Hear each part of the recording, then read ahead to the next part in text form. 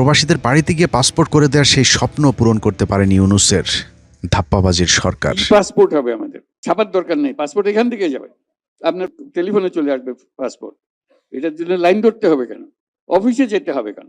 আপনার যেটা সরকার থেকে প্রাপ্য সরকার আপনাকে বাড়িতে পৌঁছে দেবে, এটি হলো নিয়ম।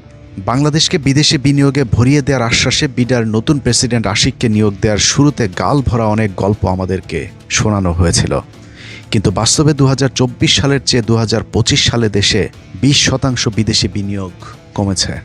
My first slide is thank you slide. That's not the last slide. We just wanted to thank all of you for kindly coming and joining the summit. So the purpose of the summit is today, sitting in this forum, we would like to say that we are open for business and we're really committed to win business from all of you. তাদের মধ্যে যদি একটা $100 million investment হয়, that would be 1000 crore টাকা, 1200 কোটি টাকা investment. That should be a big success for this summit.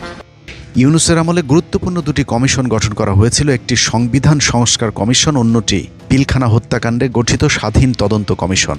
দুটি কমিশনে সরকারি অর্থ খরচ করে ফলাফল একেবারে শূন্য। এর মধ্যে বিডিআর স্বাধীন তদন্ত কমিশনে কিছু কাজ হলেও সেটা প্রকাশ না করে গায়েব করে দেয় ইউনূস।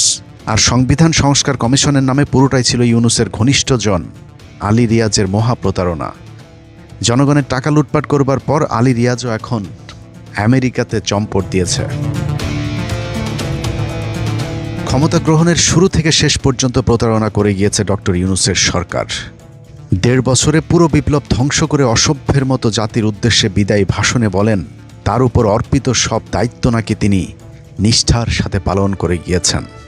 প্রিয় দেশবাসী, বিগত 18 মাস আমার উপর অর্পিত দায়িত্ব নিষ্ঠার সাথে পালন শেষে একটি নির্বাচিত সরকারের কাছে দায়িত্ব হস্তান্তরের প্রাক্কালে অন্তর্বর্তী সরকারের প্রধান উপদেষ্টা হিসেবে আজ আমি আপনাদের কাছ থেকে বিদায় নেবার জন্য উপস্থিত হয়েছি।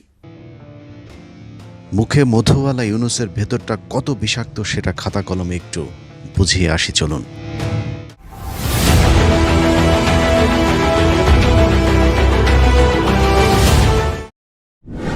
Like, subscribe, share and press the bell icon.